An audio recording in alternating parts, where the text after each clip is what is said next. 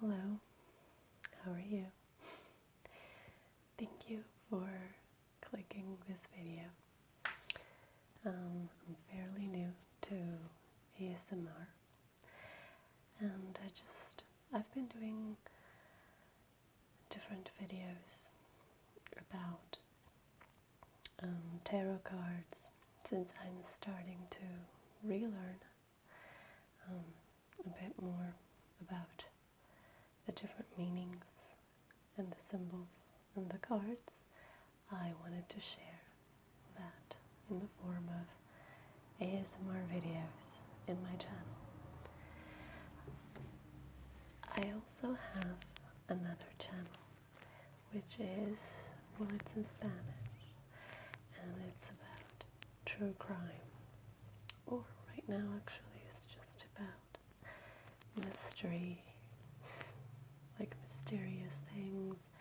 I've done one video about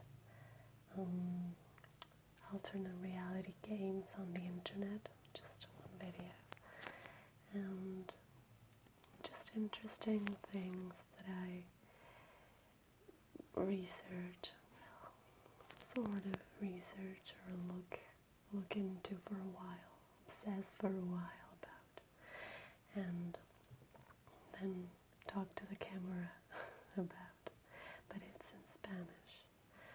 So I guess I just wanted to talk about, well, we've been in lockdown for the last month or so, and just now recently they've been opening restaurants again and stores, not gyms or anything workout or art related.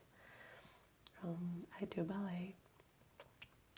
Right now I'm not doing it as a career anymore. Not dance or ballet. Not right now. But I still do take classes once in a while because my body needs it. And but I'm not able to do that right now. So my other creative outlet is writing or learning. I've been trying to learn how to play the piano, but I've failed for a while.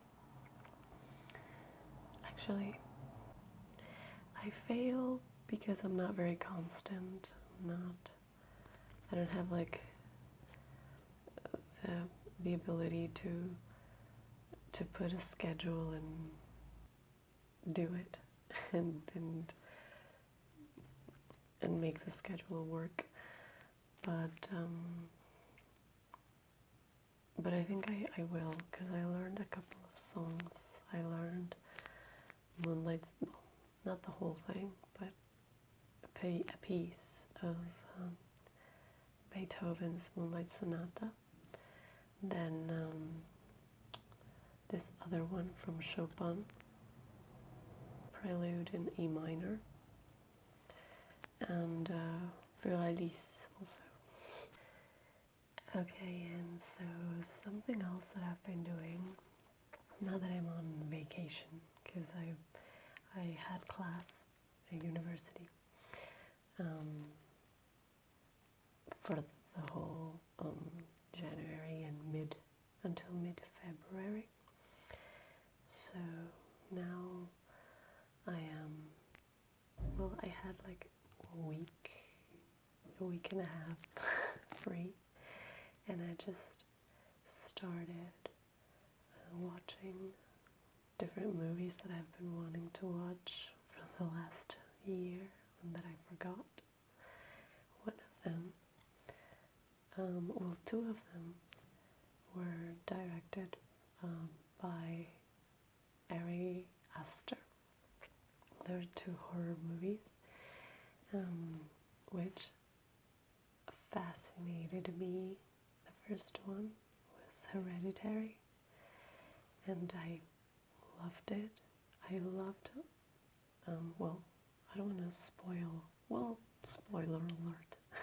But, I loved not knowing. I don't know if that was the idea, the goal of the movie, but I loved not knowing if what was happening was real or if it was part of a mental illness. Not knowing until the end. I mean, I really, really thought, I still think that until the end everything was part of the mental illness that run in the family. Now, another movie that really fascinated me was Midsamara. And it's just, these are movies that have so many layers. You know what? It amazes me how, I mean, there's not supposed to be anybody right now outside because we have like, there's like lockdown from 11 p.m. till 4 a.m. And it's like, well, I guess it's still early, I guess, 11:30, but you can still hear so many cars outside and people outside. I've seen even like 10 minutes ago, there were people with their kids riding bikes. Well, I guess it's okay. We've been forced to be in our house and not leave for like a month. I mean, we were allowed to leave, but only for 1 hour a day. And that was for shopping, like, you know, essentials, which I guess it's, I don't know. I guess it's okay, you know, because of the whole COVID situation. But it still doesn't make it any easier, you know. Even though I tend to be very, I isolate myself, so it's not like such a difficult thing. But I do, like, I don't really miss social situations that much, actually, because they kind of exhaust me. But I do miss like the idea of the freedom to go anywhere. You know, I like to pick up a book and go to Starbucks and read for a couple of hours, I don't know, and having that kind of freedom of going to any coffee shop and reading for a while, or writing, or whatever, you know, that was gone. I mean, it's been gone the whole of last year, but we had like a moment of time in,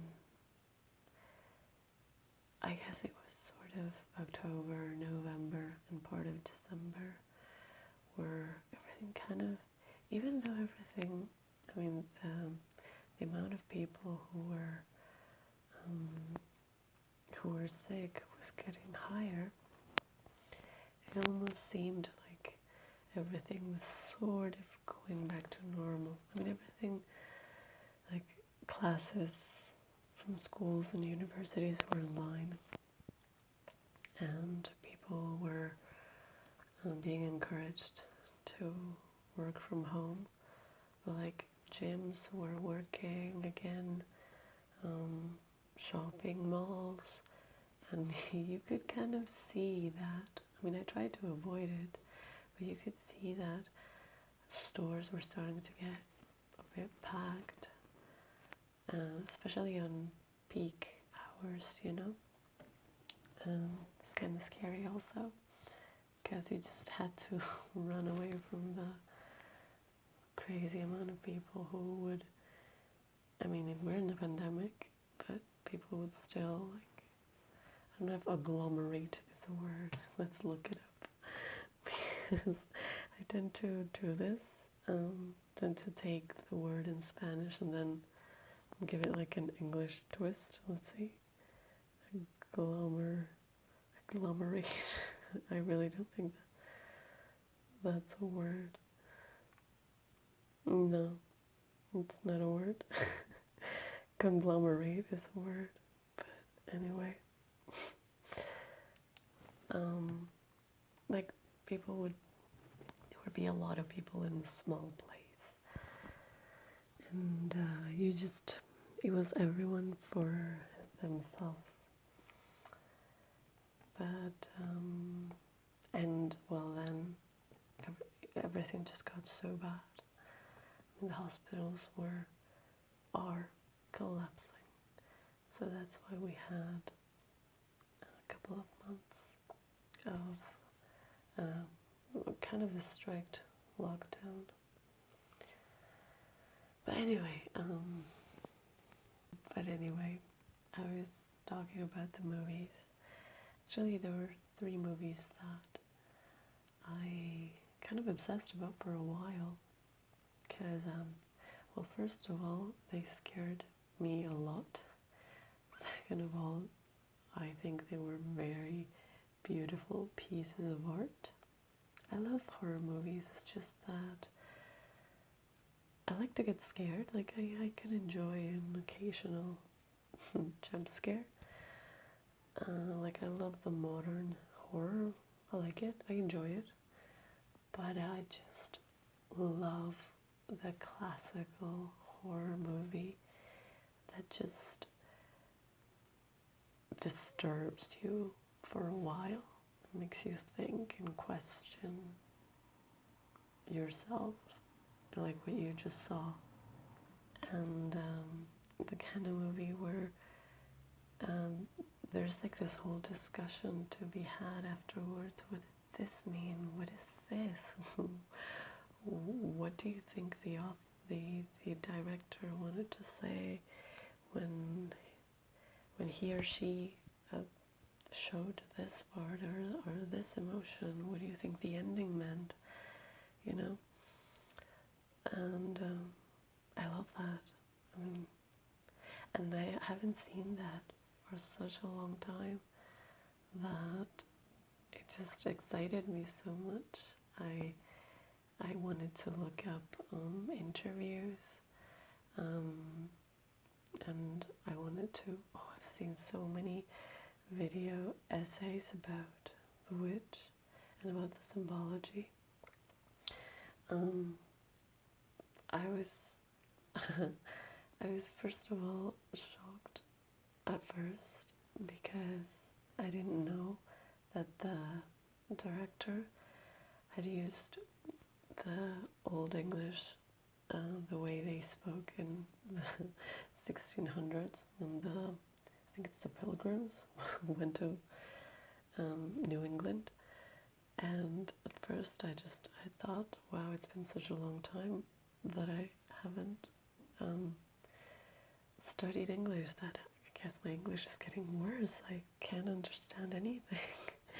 And then I heard words like thee and thou, and I just realized I was like very, very old English.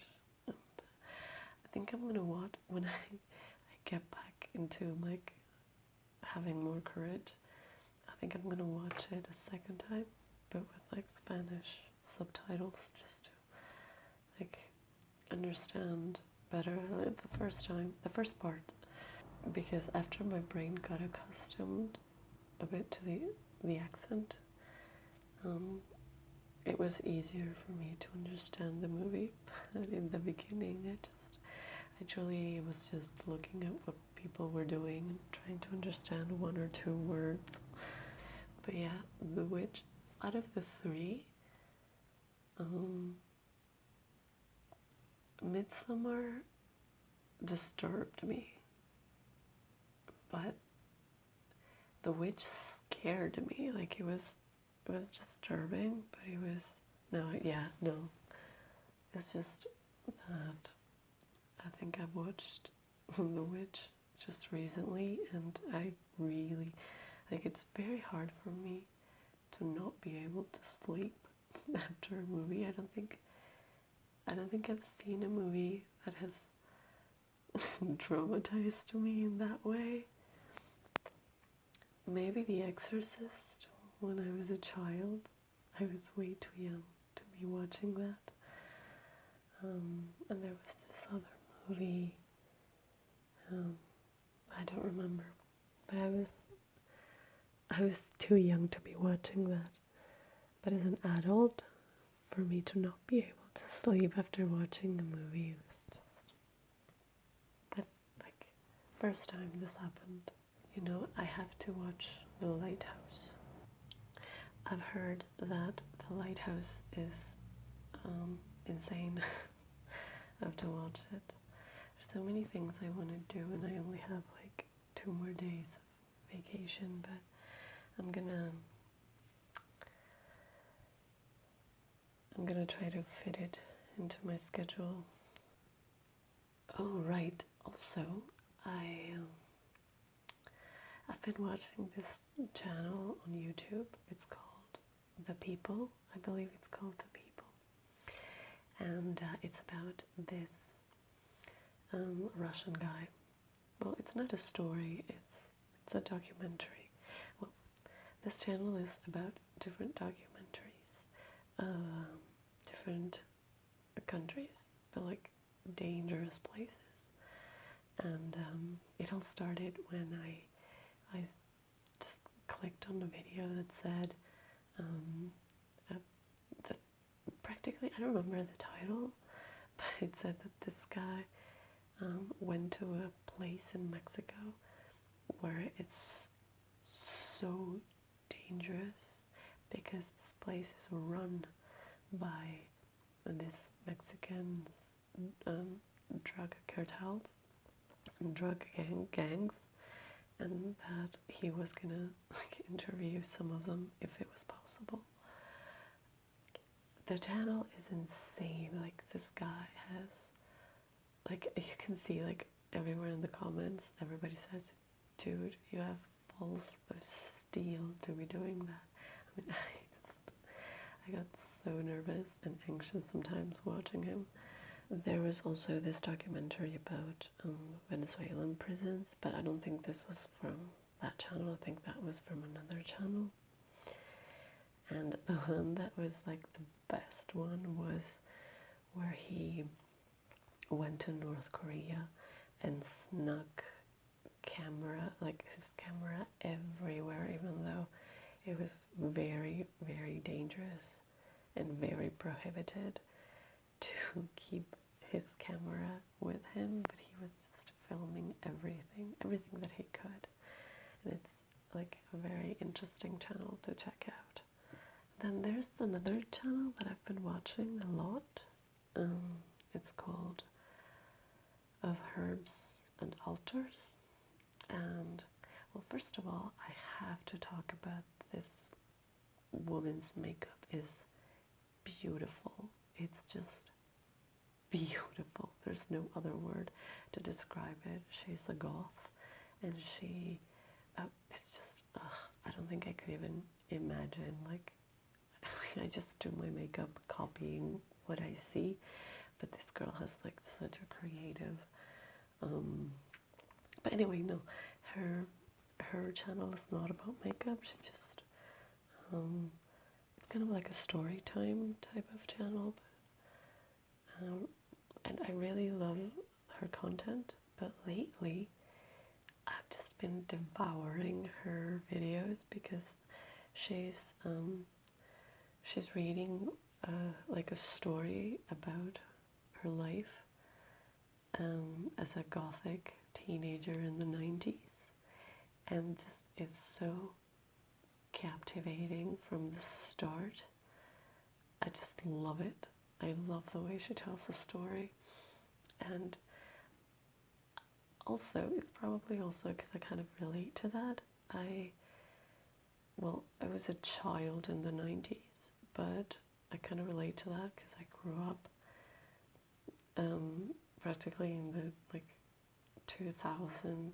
I was probably like 11, and even though the internet existed, I had just come back from Canada. That's where I learned English, and in Canada we kind of did have like more open access to the internet, like in a cheaper way, you know, it wasn't so expensive. everybody had internet.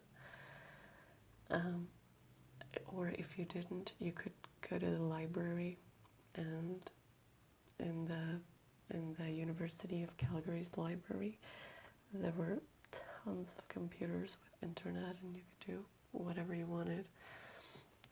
And so that's what I did. I remember I never considered myself a goth, but I was like a huge Marilyn Manson fan, and I loved, well, after that I remember I listened to a lot of Ministry. I don't even remember the names right now, but I kind of like, I was into, I guess, I don't know if they call like an alternative thing, whatever.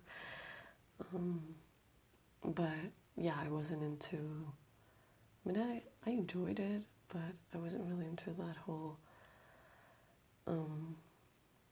hip-hop, pop thing that was going on.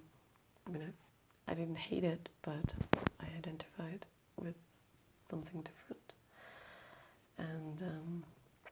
And then I came back here to Peru, where we had internet, but it was a bit more expensive. And then for some reason, oh yeah, I think it was still dial-up for a while.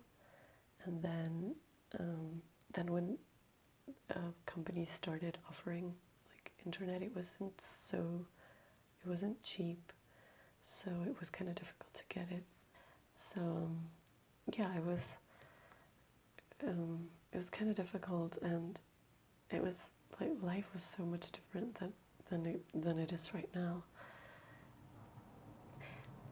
I know people say that our lives has been like ruined by smartphones and the internet and whatever. I don't think so. Well, not ruined, but like social life. I don't think so. And that's how I understand when she tells her story. Life used to be like so lonely, like you were alone with your thoughts in your room, and all you had were your CDs. And if you didn't have CDs, like I don't know, cassette tapes that you had like recorded from the radio. But then I remember that they didn't play the kind of music I liked from the radio, so I remember I had like this VHS tape, and I would record like if once in a while they put like a Slipknot or like a Marilyn Manson or a Ministry or the cult song on MTV Rock. I would be like so excited and record it so that I could listen to it over and over again in my room, and we'll watch the video and whatever. And it just took me back to those times where you couldn't just like if you felt sad or strange or anxious or depressed or weird, you couldn't just turn on your YouTube or go to YouTube and watch your favorite creators and laugh for a bit. For example, that's what I do. Like now, whenever I feel a bit like depressed, I just go on YouTube and look for like a podcast of people and laugh with them, or watch like some of my favorite creators that are hilarious and laugh with them.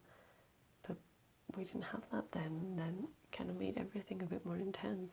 Like not necessarily, I guess could be like in a way, in a better way, but sometimes in a very, very not great way.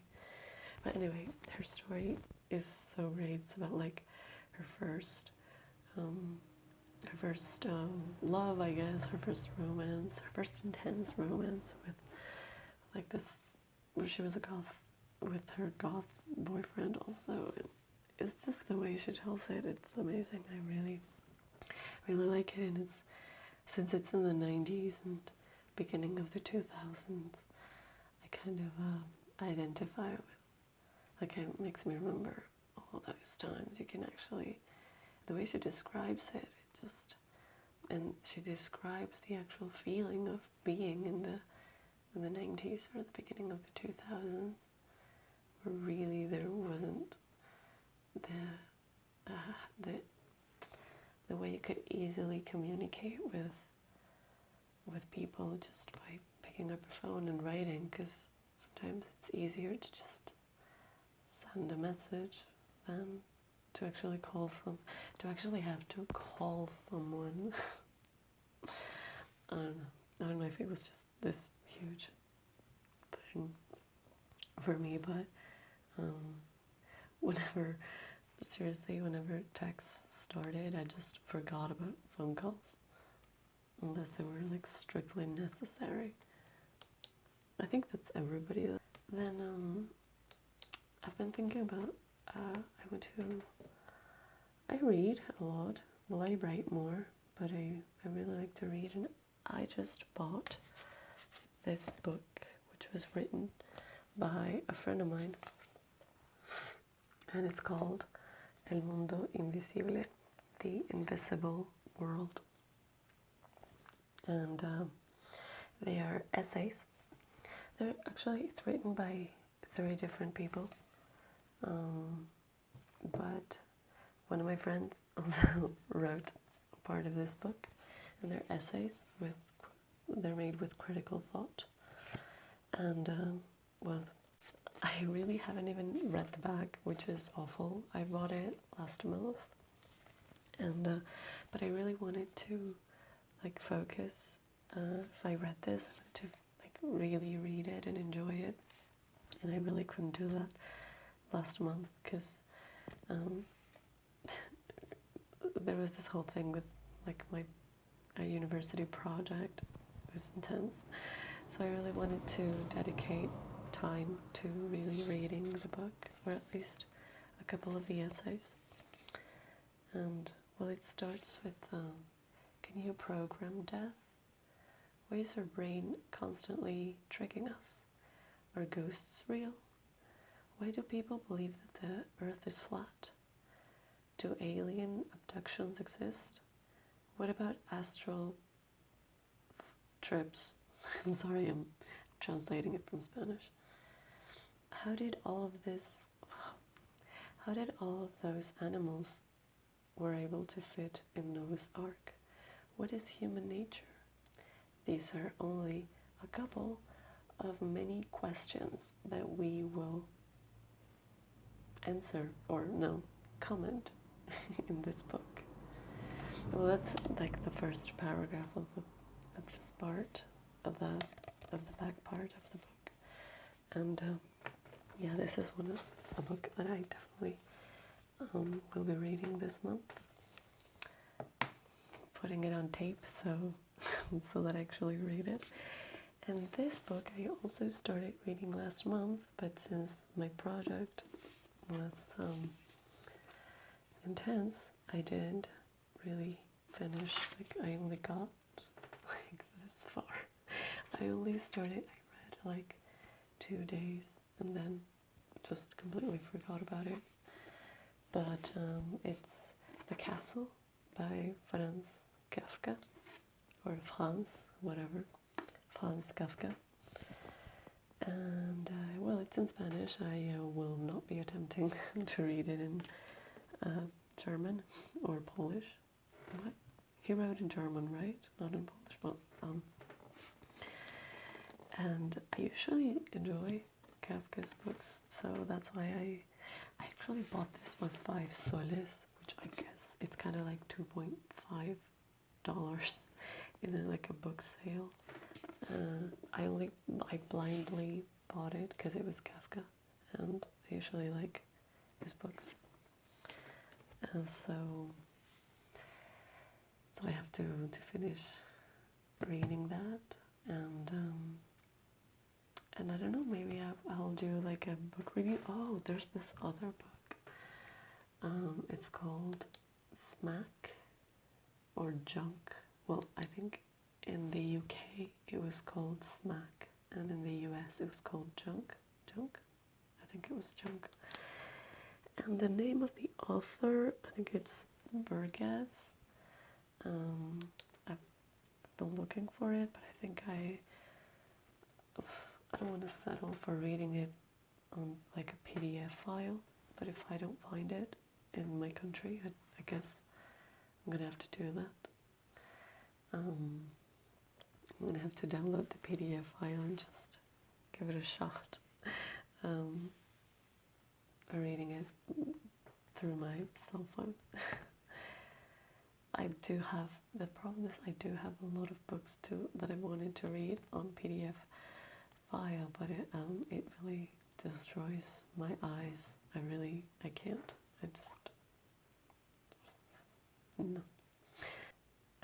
And, well, if you stayed for this long, thank you for listening to my rambling on and on about whatever subject came to my mind.